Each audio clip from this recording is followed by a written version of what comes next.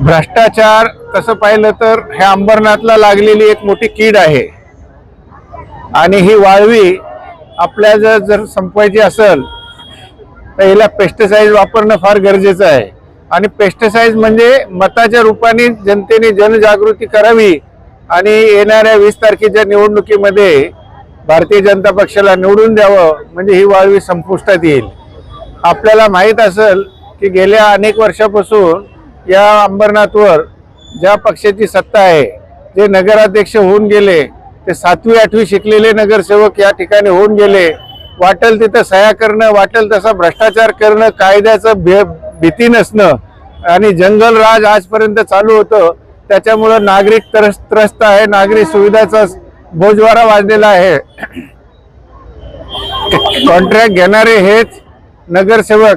मग जनतेने आता ठरवायचंय की नगरसेवक निवडून द्यायचंय का कॉन्ट्रॅक्टरला निवडून द्यायचंय। कचऱ्याचं कॉन्ट्रॅक्टर यांचंच, संडासचं कॉन्ट्रॅक्टर यांचंच, झाडूचं कॉन्ट्रॅक्टर यांचंच, माणसं सप्लाय करायचं काम यांचंच। म्हणजे याच्यातून इतका मोठा भ्रष्टाचार झालेला अंबरनाथमध्ये की अंबरनाथची आर्थिक व्यवस्था खिळखिळी झालेली आहे। तेजस्वी ताईंनी सांगितलंय सुमारे 700 करोड रुपयाचं बजेट असलेली ही आमची नगरपालिका, मग एक कोणाच्या हातात देणार तुम्ही।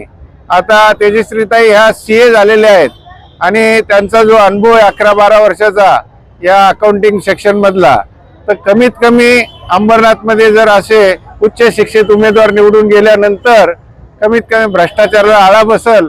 आणि एक 7वी 8वी शिकलेल्या याच्या इसमाकडनं का अपेक्षा करणार तुम्ही। तर माझं एवढंच जनतेला विनंती आहे की आपण येणाऱ्या 20 तारखेच्या निवडणुकीमध्ये हे जंगलराज आणि भ्रष्टाचार मुक्त अंबरनाथ करा। आपल्यासाठी एवढीच खूप मोठी गोष्ट आहे।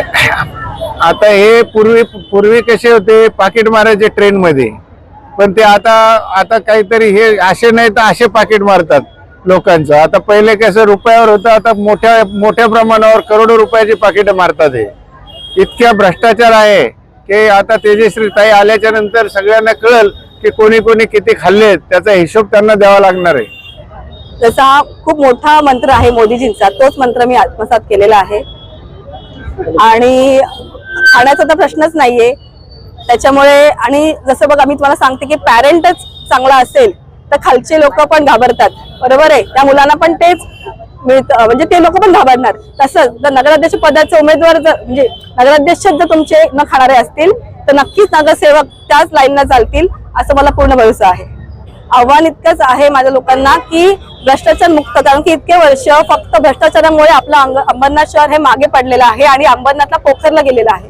आता पुढे जायचं असेल अंबरनाथला तर भ्रष्टाचार मुक्त केलं पाहिजे आणि जे पैसे जे निधी आपल्या सरकारला आपल्या अंबरनाथ शहराला मिळतोय त्याचा पै ना पै त्या कामासाठीच उपयोग केला जाईल, असं मी सगळ्यांना आवाहन करते की त्यांनी भ्रष्टाचारांना साथ न देता आम्हाला साथ द्या आणि विकासाला साथ द्या।